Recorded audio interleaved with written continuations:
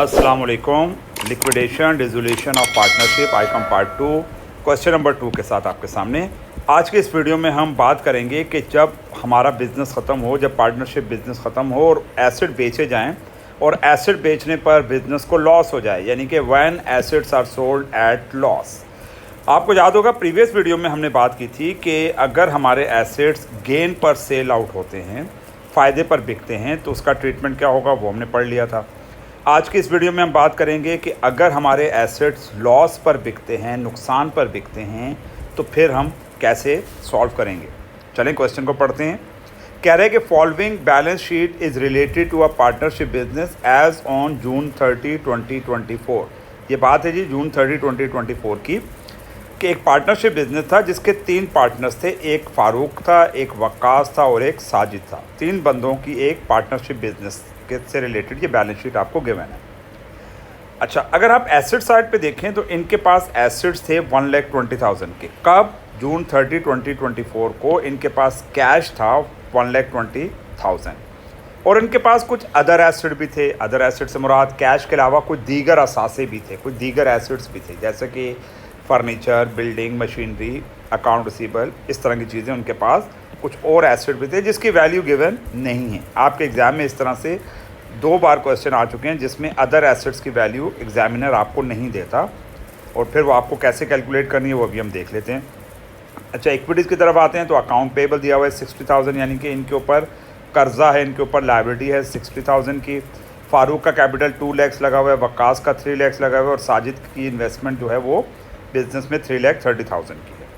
अच्छा, इसमें क्वेश्चन में बड़ा पॉइंट ये है कि यहाँ पर अदर एसेट्स की वैल्यू एग्जामिनर ने गायब की हुई है, लेकिन ये कोई इशू नहीं है। हम अदर एसेट की वैल्यू आराम से निकाल लेंगे।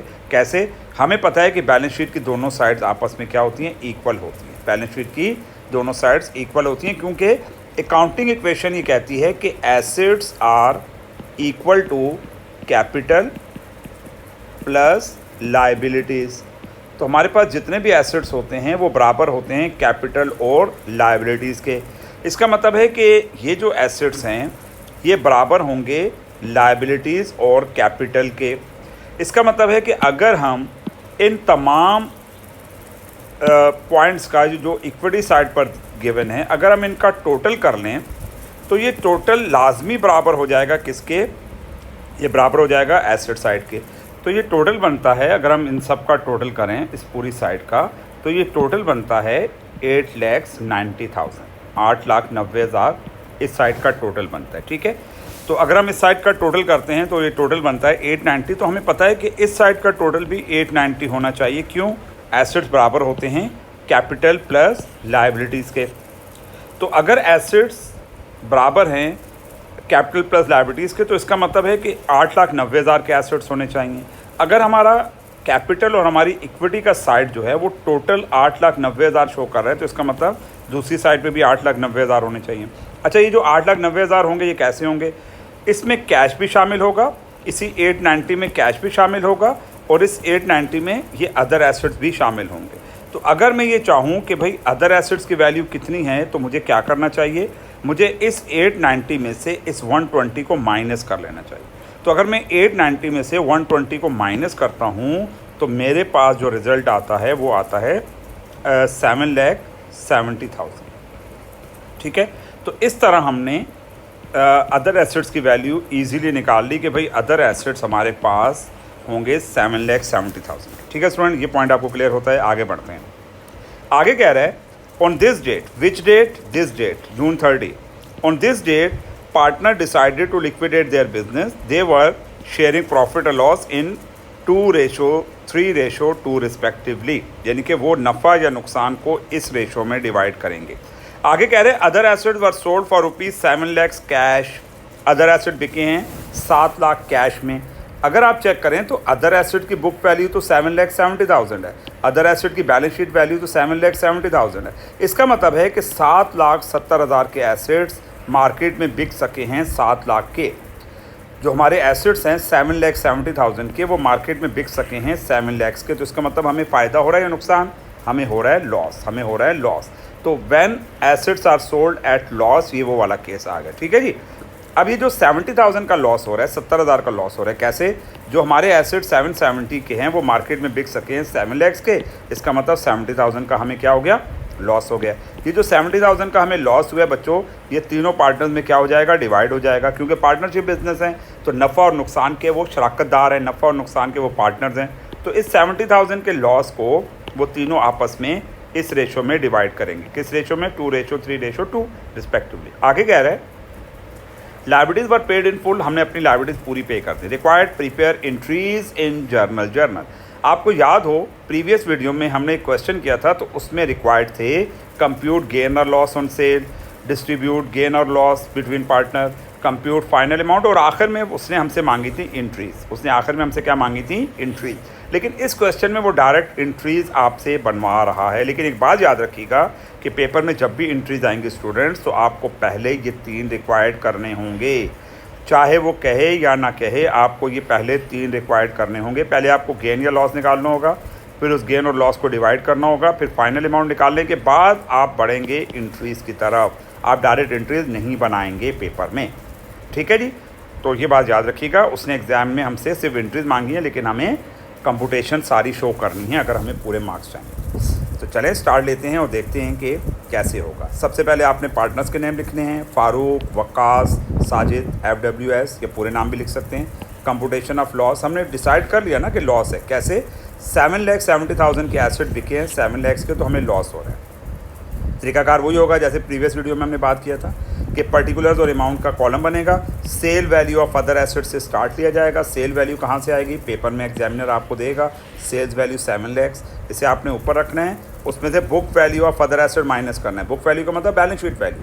बैलेंस शीट वैल्यू ये है दिस वन 770, तो आपने इसको इसमें से क्या कर लेना है? डिडक्ट कर लेना है, माइनस कर लेना है। तो माइनस के लिए आपको होता है ब्रैकेट का साइन यूज़ होता है। तो 7 लाख में से जब 770 माइनस होंगे तो आपके पास आंसर नेगेटिव आएगा, आपके पास आंसर माइनस में आएगा 70,000, और इसे हम नाम दे देंगे loss on cell of other asset. तो इस तरह हमने लॉस निकाल लिया अदर एसेट की सेल पर। तो अगला स्टेप क्या होगा? अब इस लॉस को, इस 70,000 के लॉस को आपने तीनों पार्टनर्स में डिवाइड करना है, फारूक, वक्कास और साजिद में डिवाइड करना है इस रेशो में। किस रेशो में? 2:3:2, ठीक है जी। तो चलें देखते हैं। हेडिंग आएगी computation of distribution of loss. Previous question में हमने लिखा था computation of distribution of gain, अब हम लिख रहे हैं computation of distribution of loss. पिछले केस में हमने फार्मूला पढ़ा था शेयर ऑफ गेन, लॉस की जगह हमने क्या पढ़ा था? गेन। इस बार गेन की जगह आ जाएगा word loss. Share of loss of partner is equal to, formula याद है, वहाँ पर हमने लिखा था गेन, यहाँ पर हम क्या लिखेंगे? लॉस। और उसके बाद का जो पोर्शन है वो सेम है, ratio of partner divided by sum of ratios, ठीक है। ये फार्मूला आपको बच्चों लर्न करना होगा और एग्जाम में इस फार्मूले को आपको अपनी आंसर शीट पे लिखना होगा। चलें आगे बढ़ते हैं। अब इस फार्मूला में हम वैल्यूज़ पुट करेंगे। यहाँ पर हम स्टार्ट लेंगे share of loss of Farooq. अब यहाँ पार्टनर के नेम की जगह, जैसे फार्मूला में पार्टनर है वहाँ पे पर्टिकुलर नेम लिखा जाएगा, पार्टनर का नेम लिखा जाएगा Farooq. Share of loss of Farooq is equal to, loss हमें कितना हुआ? 70,000। कहाँ से आया? यहाँ से आया, ये जो हमने लॉस कैलकुलेट किया था पिछली कंप्यूटेशन में, loss on cell of other asset. इस लॉस को आपने यहाँ रखना है, मल्टीप्लाई बाय 2 डिवाइडेड बाय 7। अब ये पॉइंट समझना है, ये कहाँ से आया? ये रेशो से आया। 2 ये है और 7 कहाँ से आया? इन सब को प्लस कर लिया, क्योंकि फार्मूला क्या कह रहा है? सम ऑफ रेशोज़। तो रेशोज़ को आपने प्लस करना है, 2 + 3 + 2 इज इक्वल टू 7। तो यहाँ पे ये 7 आ गया और 2 जो पहला रेशो है फारूक का वो आपने लिख दिया। तो 70,000 को मल्टीप्लाई किया 2 से, डिवाइड किया 7 से, तो रिजल्ट आया 20,000। मतलब ये है कि जो 70,000 का लॉस है, ये जो 70,000 का नुकसान है, उसमें से फारूक को बर्दाश्त करना पड़ेगा 20,000।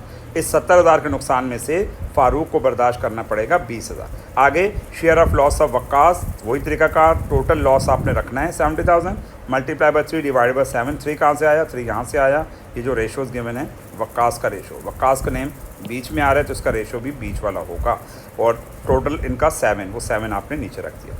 तो इसका रिजल्ट आ रहा है जी 30,000। क्या मतलब ये कि 70,000 के लॉस में से वक्कास को मिलेगा 30,000। वक्कास को कितना लॉस मिलेगा? 30,000। तो 20 ये हो गया, 30 ये हो गया। तो टोटल अगर हम देखें तो 50,000 का लॉस डिवाइड हो चुका है आउट ऑफ 70,000। तो पीछे कितना बचा? पीछे बचा 20,000। वो यकीनन साजिद को मिलेगा। Share of loss of Sajid is equal to 70,000 multiply by 2 divide by 7, क्योंकि साजिद का रेशो भी 2 ही है।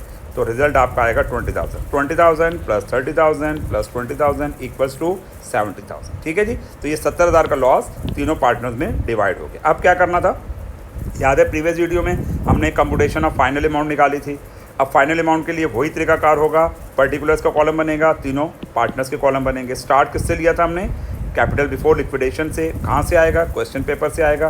फारूक का कैपिटल ये है 2 lakhs, वकास का 3 lakhs और साजिद का 3,30,000। तो अब आपने तीनों के कैपिटल को पुट कर लेना है ऊपर कैपिटल बिफोर लिक्विडेशन के नाम से। अब अपने आप से पूछना है कि क्या बिजनेस को लॉस हो रहा है एसेट बेचने पर या गेन हो रहा है। लॉस हो रहा है। लॉस कैपिटल को बढ़ाता है या कम करता है, लॉस कैपिटल को कम करता है। कैपिटल कम होगा तो प्लस करेंगे, माइनस करेंगे तो लिखिएगा लेस। पिछली वीडियो में गेन था तो हमने यहाँ पर ऐड लिखा था, इस बार हमें लॉस हो रहा है तो हम क्या लिखेंगे, less share of loss on other asset. Bracket लगेगा क्योंकि लॉस है, माइनस करना है। 20,000 माइनस का, 30 माइनस का, 20 माइनस का। कहाँ से आएगा, यहाँ से आएगा, ये जो ऊपर हमने कैलकुलेट किया। तो 2 lakhs में से 20 माइनस किया, बाकी बचा 180। 3 lakh में से 30 माइनस किया, बाकी बचा 270। 330 में से 20 माइनस किया तो बाकी बचा 3,10,000। इसका मतलब है कि अब हमने फारूक को फाइनली पे करना है 1,80,000 और हमने वकास को पे करना है 2,70,000 और हमने साजिद को पे करना है 3,10,000। तो अगर मैं इन सब को प्लस करता हूँ, तो हमने टोटल पे करना है 7,60,000 रुपीज़। हमने 7,60,000 रुपये इन पार्टनर्स को पे करना है। ठीक है जी, यहाँ तक बात आपको समझ आ रही है। अब हम अपने मेन रिक्वायर्ड की तरफ बढ़ेंगे जो एग्ज़ाम में हमसे मांगा जा रहा है, इंट्रीज़। लेकिन इंट्रीज़ पे जाने से पहले मैं आपको रिकमेंड करूँगा कि आप पहले इसको क्रॉस चेक कर लें कि क्या ये हमारे वैल्यूज़ जो हमने कैलकुलेट की हैं, ये 180, 270, 3,10,000, क्या ये ठीक भी है या नहीं है। तो क्रॉस चेक करने का तरीका क्या होगा, तीनों की फाइनल अमाउंट को हमने प्लस करना है, जो कितना बना 760। इसका मतलब हमारे पास 7,60,000 का क्या होना चाहिए, हमारे पास 7,60,000 का कैश होना चाहिए। हमारे पास 7,60,000 का कैश होना चाहिए इनको पे करने के लिए। तो अपना कैश पूरा करें, कैसे, बैलेंस शीट पे आइएगा। एसेट बेचने से पहले हमारे पास कितना कैश था, एसेट बेचने से पहले हमारे पास 1,20,000 का कैश था।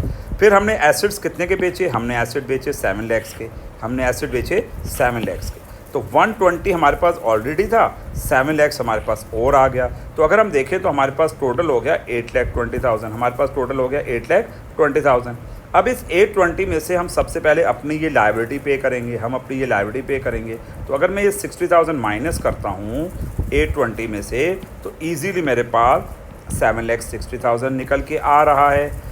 इसका मतलब है कि अगर ये 7,60,000 मेरे पास आ रहा है और हमने पे भी इनको 760 ही करना है, तो हमारा क्वेश्चन बिल्कुल ठीक चल रहा है। तो हम अपनी एंट्रीज़ की तरफ बढ़ सकते हैं। तो चलें एंट्रीज़ बनाते हैं, देखते हैं। तरीकाकार वही होगा, पार्टनर्स के name, journal, date, particular, post reference, debit and credit. 2024 के जून 30 को लिक्विडेशन हो रही है, हमारा बिजनेस जून 30 को ख़त्म हो रहा है, तो जून 30 की सारी एंट्रीज बनेंगी। अच्छा, यहाँ पे कुछ एरर आपको नज़र आ रहा होगा, ये 31 लिखा गया है, इसको 30 करना है, 30 करना है। जून 31 का तो नहीं होता, 30 का होता है। अच्छा ठीक है जी, चलते हैं एंट्रीज़ की तरफ और देखते हैं कि एंट्रीज़ कैसे बनेंगे। सबसे पहले एंट्री हमेशा याद रखिएगा कि एसेट बेचने की पड़ती है बच्चों, और एसेट जब बिकते हैं तो हमारे पास कैश आता है।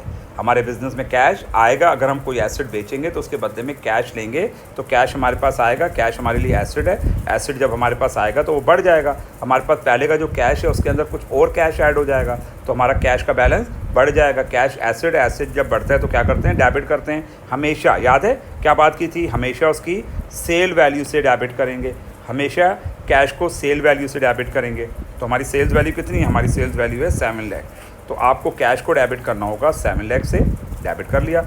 अब आपने अपने आप से पूछना है कि क्या भाई हमें नुकसान हुआ था या फ़ायदा हुआ था, क्या हमें लॉस हुआ था या गेन हुआ था। हमें लॉस हुआ था। लॉस की नेचर डेबिट होती है, यानी कि लॉस एक्सपेंस के तौर पर ट्रीट होता है, और गेन जो है, फ़ायदा जो है वो इनकम के तौर पर ट्रीट होता है। तो लॉस हमारे लिए एक टाइप ऑफ एक्सपेंस की नेचर है, एक टाइप ऑफ डेबिट की नेचर है। तो लॉस या एक्सपेंस जब भी बढ़ता है हम डेबिट करते हैं, तो आपने इस बार रियलाइजेशन को डेबिट करना है 70,000 से। याद होगा प्रीवियस वीडियो में गेन था तो हमने रियलाइजेशन को क्रेडिट किया था, यहाँ पर लॉस है तो रियलाइजेशन को डेबिट करेंगे 70,000 से। और हमारे जो अदर एसेट्स हैं वो हमारे पास से चले गए। हमारे जो अदर एसेट थे 7,70,000 के, कहाँ से आए, ये जो हमने मिसिंग वैल्यूज़ निकाली थी 770, तो इससे आपने अदर एसेट्स को क्या कर लेना है, क्रेडिट कर लेना है। याद होगा हमने बात की थी कि हमेशा बैलेंस शीट वाली वैल्यू से क्रेडिट करेंगे या बुक वैल्यू से क्रेडिट करेंगे। तो आपने एसेट्स को बैलेंस शीट वैल्यू या बुक वैल्यू से क्रेडिट करना है। तो आपकी दोनों साइड्स क्या हो गई बराबर। दोबारा समझिएगा, कैश डेबिट सेल वैल्यू से 7 लाख, लॉस हो रहा है, लॉस हमेशा डेबिट होगा, गेन हमेशा क्रेडिट होगा। किस नाम से? रियलाइजेशन के नाम से। किस चैप्टर में? लिक्विडेशन के चैप्टर में। रियलाइजेशन को डेबिट करेंगे 70,000 से और अदर एसेट हमारे पास से चले गए तो other asset credit. To record sale of other assets on loss. अब बताएंगे लॉस क्या होगा, इस लॉस का क्या करेंगे। बिल्कुल, लॉस को हमेशा कैपिटल में शिफ्ट किया जाता है, लॉस को हमेशा पार्टनर्स के ऊपर डाला जाता है, लॉस को हमेशा कैपिटल में से माइनस किया जाता है। जब आप लॉस की रकम को, लॉस की अमाउंट को कैपिटल में से माइनस करेंगे तो कैपिटल बढ़ेगा या कम होगा? कैपिटल कम हो जाएगा, पार्टनर्स की मलकियत कम हो जाएगी, पार्टनर्स का हिस्सा कम हो जाएगा, पार्टनर्स का लगाया हुआ पैसा कम हो जाएगा। और कैपिटल जब कम होता है तो रूल्स क्या कहते हैं, उन्हें क्या कर लो? डेबिट कर लो। तो आपने तीनों के कैपिटल को क्या करना है? नेक्स्ट एंट्री में डेबिट करना है। याद होगा प्रीवियस वीडियो में गेन था तो हमने कैपिटल्स को क्रेडिट किया था। इस बार हमें लॉस हो रहा है तो हमने क्या करना है? इसको डेबिट करना है। और रियलाइजेशन का अकाउंट यहाँ पर डेबिट हो रहा है तो दूसरी एंट्री में लाजमी क्रेडिट हो जाएगा, क्योंकि हमें इस अकाउंट को क्लोज करना है। बच्चों, हमें रियलाइजेशन के अकाउंट को क्लोज करना है। रियलाइजेशन का अकाउंट एक टेम्प्रेरी अकाउंट है, एक आर्जी अकाउंट है, इसकी कोई नेचर नहीं है। हम इसको ये नहीं कह सकते कि एसेट है, लायबिलिटी है, इनकम एक्सपेंस है, कैपिटल नहीं। ये एक टेम्प्रेरी नेचर अकाउंट है, एक आर्जी तौर पर अकाउंट ओपन किया जाता है लिक्विडेशन में और ये बाद में ऑटोमेटिकली ख़त्म हो जाता है। तो ख़त्म कैसे होगा? अगर वो डेबिट में पड़ा हुआ है तो उसको क्रेडिट कर दो, अगर वो पहले एंट्री में क्रेडिट हो रहा है तो उसको डेबिट कर दो। इस तरह वो अकाउंट क्या हो जाएगा? क्लोज हो जाएगा। जी, लॉस को कैपिटल में से माइनस किया तो कैपिटल में कमी होगी, कैपिटल में कमी होगी तो डेबिट कर दिया। रियलाइजेशन अकाउंट पहली एंट्री में डेबिट है, दूसरी में क्रेडिट हो जाएगा क्लोज होने के लिए 70,000 से, इन तीनों के टोटल से। To record distribution of loss. फिर नेक्स्ट स्टेप क्या होगा? फिर नेक्स्ट स्टेप हमारा ये होगा कि हमने अपनी लायबिलिटीज़ को पे करना है। हमेशा याद रखिएगा लिक्विडेशन की जब आप एंट्रीज बनाएंगे, पहली एंट्री सेल की बनेगी, दूसरी एंट्री में लॉस गेन को डिवाइड करेंगे, तीसरी एंट्री में आप अपनी लायबिलिटीज़ को पे करेंगे और चौथी एंट्री में पार्टनर्स को पे कर देंगे। ठीक है, तो यहाँ पर देखें अकाउंट पेबल हमारा 60,000 है और 60,000 की पेमेंट होनी है।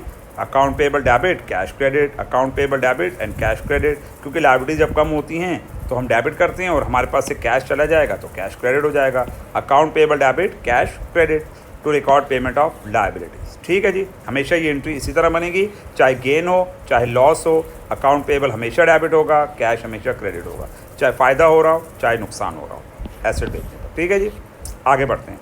लास्ट एंट्री में हमने पार्टनर्स को फाइनल पेमेंट करनी है और फाइनल पेमेंट हमने करनी है वो अमाउंट जो उनकी बनती है। 180 फारूक का बनता है, 270 वकास का बनता है, 3,10,000 साजिद का बनता है। तो लास्ट एंट्री में बच्चों हम क्या करेंगे, जैसे हमने प्रीवियस क्वेश्चन में भी किया था, इन तीनों के कैपिटल को डेबिट करेंगे। कैपिटल को क्यों डेबिट कर रहे हैं? इसलिए डेबिट कर रहे हैं कि पार्टनर अपना हिस्सा लेकर बिजनेस से जा रहे हैं, पार्टनर्स अपना पैसा लेकर बिजनेस से जा रहे हैं। जब वो बिज़नेस से जाएंगे तो उनकी मलकियत, उनका हक, उनकी इन्वेस्टमेंट बिजनेस से ख़त्म हो जाएगी। और कैपिटल जब ख़त्म हो जाता है, कैपिटल जब कम हो जाता है, मलकियत जब कम हो जाती है तो हम उसको क्या करते हैं? हम उसको डेबिट करते हैं। तो आपने क्या करना है? तीनों के कैपिटल को उनकी फाइनल अमाउंट से डेबिट करना है और आपके पास जो कैश पड़ा हुआ है वो आपने क्रेडिट कर देना है, यानी कि कैश उनको दे देना है। To record final payment to partner.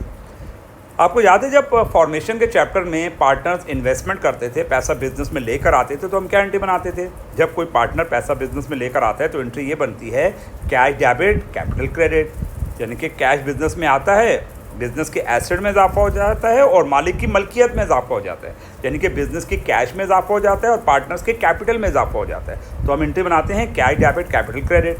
अब ये उसका रिवर्स हो रहा है, जब पैसा बिजनेस से लेकर चला जाएगा तो कैपिटल डेबिट और कैश क्रेडिट हो जाएगा। उम्मीद करता हूँ कि ये क्वेश्चन आपको समझ आया होगा। इंशाल्लाह नेक्स्ट वीडियो में हम एक नए क्वेश्चन को डिस्कस करेंगे।